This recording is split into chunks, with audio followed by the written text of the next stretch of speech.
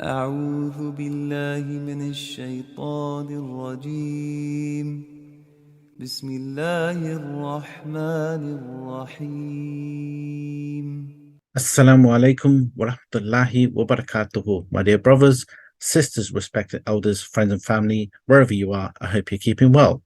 Alhamdulillah, today I might look a little bit different because I am recording this video on the Zoom platform. And the reason for this, I will be joined by a special guest where we'll be talking about a particular topic. Now, if you guys are watching this video towards the end of October, you'll notice there is a particular theme. Whenever you go out, you'll notice there's pumpkins everywhere. There's places where there's cobwebs, there's fake blood. And this is actually relating to something called Halloween. Now, Halloween goes all the way back to the ancient pagan traditions, which now in this day and age has been turned into something fun and entertaining. What does this actually mean for Muslims? I am going to be speaking to Zayn Alum. MashaAllah, he's a very knowledgeable brother. So I am going to be presenting this question to him. What does Halloween mean for Muslims? Today, Alhamdulillah, we are joined by Brother Zayn. Assalamu alaikum, my brother. Alaikum assalam wa rahmatullah. Good to see you, my brother. Alhamdulillah, same, mashallah. Good. So, Brother Zayn, I'm going to ask you a question. What is the Islamic perspective of Halloween? How do we go about it? طيب. بسم الله الحمد لله رب العالمين الرحمن الرحيم مالك يوم الدين وأشهد أن لا إله إلا الله وحده لا شريك له ولي الصالحين وأشهد أن نبينا محمد وأشهد أن محمدا عبده ورسوله الداعي إلى صراط المستقيم صلى الله وسلم وبارك عليه وعلى آله وصحبه من سار على نهجه اختفى أثره إلى يوم الدين أما بعد. Halloween, as Islamically, first, if you want to find out what the ruling is on this festival, you need to go into what the roots of Halloween are, first of all. Now, and you'll find this everywhere online, whatever, you'll find they're all the same things, inshallah. So Halloween, the origin of it is from the ancient Celtic people, around 2,000 years ago. And they, were from places such as France, Ireland, UK as well. And they had this festival, which is the festival of Samhain, which marked the end of summer for them, basically. And the festival of Samhain, it was honoring Samhain, which was the Lord of Death, which they believed, and it was a religious festival. So this is what they believed. They marked the end of summer. It was a time, this time that they celebrated it. It was a dark time. It was cold, and it was also close to winter, and which is associated to many deaths as well because of the coldness and the winter, etc. Now, the Celts, or the Celtic people, they believed that on the night before New Year's, because they believed that this night was New Year's for them, basically. Sure. On the night before New Year's, the boundary between the living and the dead became blurred and thin. So much so that they believed that the spirits or the ghosts of the dead, they come down. And then they used to believe that on the 31st night, which is October the 31st, they celebrate it, and they believe that the ghosts come back to the living and they cause trouble. They attack people, they attack their crops. And obviously, from an Islamic perspective, we know this is not true. We know that once a person dies, they don't come back. Sure. We have evidences in the Quran and the Sharia that a person is either punished in the grave or he's rewarded in the grave, and he's told to remain until Yawm al-Qiyamah, until the Day of Judgment. So we know that from an Islamic perspective, that these things are not true. First of all, that the dead cannot come back to the living. That's first of all. And second, they also believe, the Celts believe that these ghosts could predict the future. But we know no one knows the ghaib, the unseen, except for Allah Jalla wa Ala. Now, the actual Halloween, the practice and festival of Halloween, it is based upon shirk, kufr and shirk, associating partners with Allah Jalla wa Ala, because they are calling upon the Lord of Death, another Lord, a deity that they believe. And it's based upon kufr as well, because they used to make sacrifices as well to other than Allah Jalla wa Ala, and we know this is shirk. Sure. So the essence of this festival is based upon kufr. Even if you say that, I'm celebrating Halloween, but I don't actually believe that I'm worshipping this, it takes the same ruling, because you are copying the people who did this. There's a hadith the Prophet ﷺ, he mentioned in authentic hadith, من تشبه بقوم فهو منهم, that whoever imitates a people, he is from them, which is scary hadith.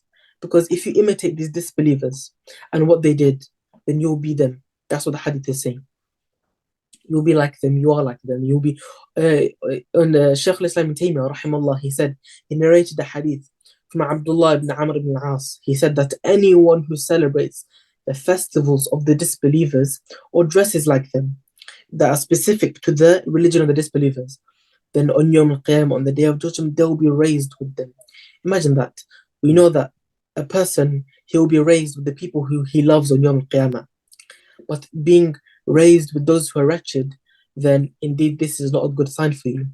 So as Muslims, we know that we cannot celebrate any religious celebrations that are not from Islam, that are not from Eid and etc. Because they didn't come anywhere, and they're an innovation. The Prophet ﷺ, he said, كل بدعة ضلالة. He said every single newly invented matter is a bid'ah.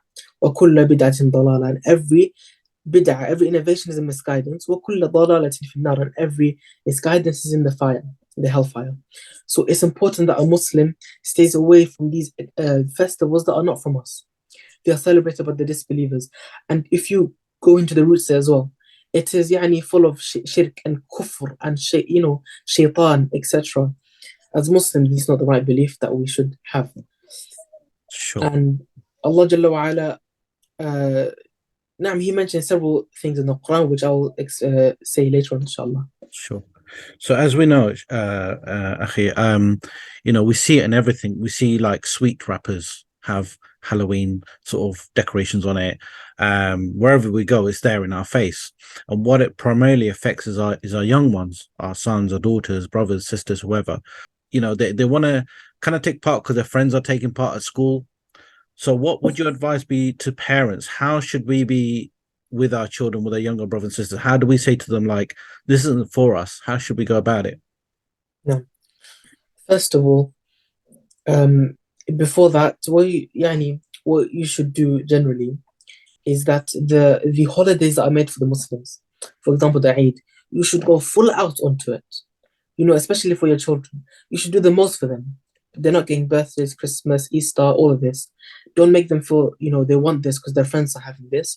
Rather, they should be so happy, look forward to every single Eid, that these holidays are matter to them. That's first of all. Sure. And second of all, as parents and even as siblings, you should sit down with them and explain to them that these celebration and festivals are only for the disbelievers. They're only for people who are not Muslim, first of all. And as Muslims, we don't follow them. We don't follow what they do. Because in the end, there are people who Allah Jalla wa Ala is angry at. So if we're copying the people who Allah Ta'ala is angry at, then what is it upon us? Is Allah Jalla wa Ala going to be angry with us or pleased with us? So it's important that we advise our children from before, especially with the friends that they make. We should advise them to not follow the traditions of the disbelievers and inshallah make the most of the Eid and everything so that it makes them more wanting the Eid instead of anything else. Wallahu a'lam.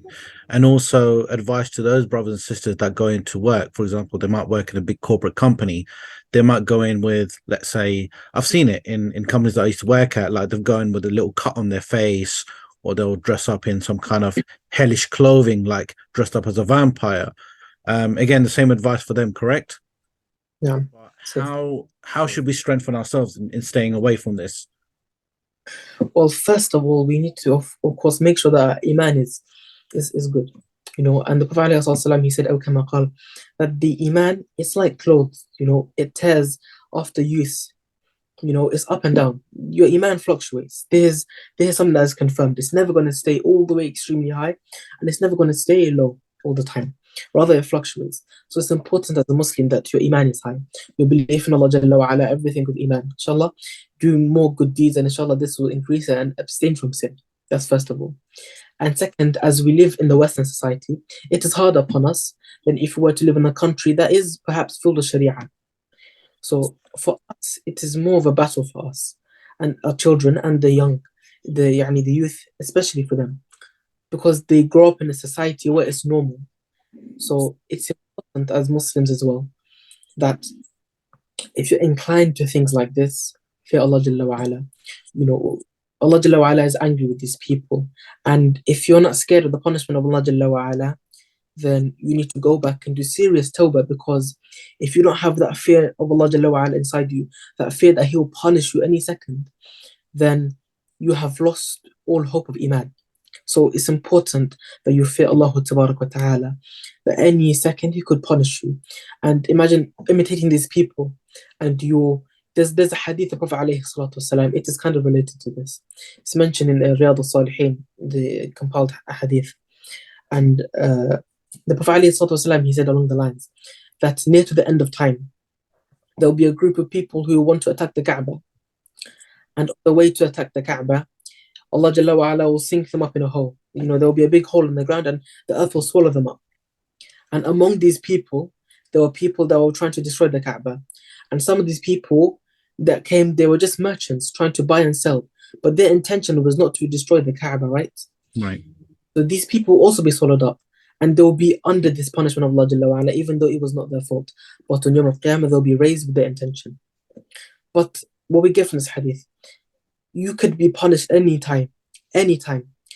For example, the wife of Lut alayhi salam, she what she did, she didn't engage in the acts that the people of Lut did, right? She was a woman, she didn't engage in the acts, but she didn't stop it, and obviously she was not Muslim as well, but she didn't stop it, and she wanted to stay in this land of kufr and sin and fasad. And what happened? She was also included in the punishment. And so was the wife and the son of Nuh alayhi salam. Sure. Like, it doesn't matter if you're a Muslim or disbeliever. If you're with the people who be punished by Allah Jalla wa Ala, you will also be in the punishment of Allah Jalla wa Ala. So it's important for us and to make our children aware that Allah Jalla wa Ala will punish us and He'll reward us for good as well. So you should run and seek the good and flee from the punishment of Allah Jalla wa Ala. So it's important that a Muslim keeps this in their mind, inshallah, to always fear Allah Ta'ala. Sure. And lastly, in terms of if some, let's say the children in school, for example, they are, they're kind of like engaged with these kind of particular matters, like let's make a pumpkin today, or somebody comes to your house to do this trick or treat, that's what it's called. And I know Americans go completely ballistic about it. They do it massive in their country, but they also do it here. Sometimes on 31st, you see people knocking at the door and stuff. How should we go according to like just responding to these people that would preferably like us to get involved? So if someone they want to get involved in if you see now, they mostly have Halloween parties nowadays. Yes. I believe. So if they invite you, then obviously kindly decline. It's not right for you except and go into these parties first of all. But with the other things such as sweet and the carving of pumpkins, it's not right for us to do this. We should abstain from this completely, inshallah, and not imitate them. The Prophet alayhi salatu wasalam, he used to, when he found out that the other religions, the Jews or the Christians, used to do certain things that he used to do, sallallahu alayhi wasallam, he used to change it so that we don't even go close to shirk. Example, on the day of Ashura, that we fast, right? The day of Ashura. Yes. But the Jews also fast. So when the Prophet ﷺ found this out, he said to the companions, if you want to fast on Ashura, fast the day before and the day of Ashura, or fast the day and the day after. Why? So you're being different to the Jews. Sure. And it's also narrated that the Prophet ﷺ used to comb his hair one way. When he found the Jews used to do the same way for religious reasons, he used to change his hairstyle. Imagine something that little he changed, so that he did not want to be with the Jahiliyyah, these ignorant people. What about us, the Muslims who are celebrating Halloween? They're doing something which is big, and they're diverting away from the path of Allah Jalla wa Ala. The excuse is that, I don't actually believe in this. I just want my kids to have fun. But what is this? When the hereafter will not be fun for them. So it's important that we first establish Islam in our households, and we make sure our children are firm in it, because it's going to be hard for them living in a world where we're full of haram.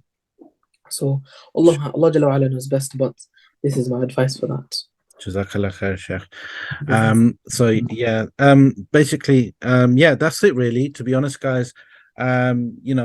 we need to be really, really careful. We can be swallowed up by, all this fun and entertainment, and at times we kind of forget, and may Allah subhanahu wa ta'ala protect us all in this and keep us away from this and away from any misguidance and keep us steadfast in our deen. Ameen.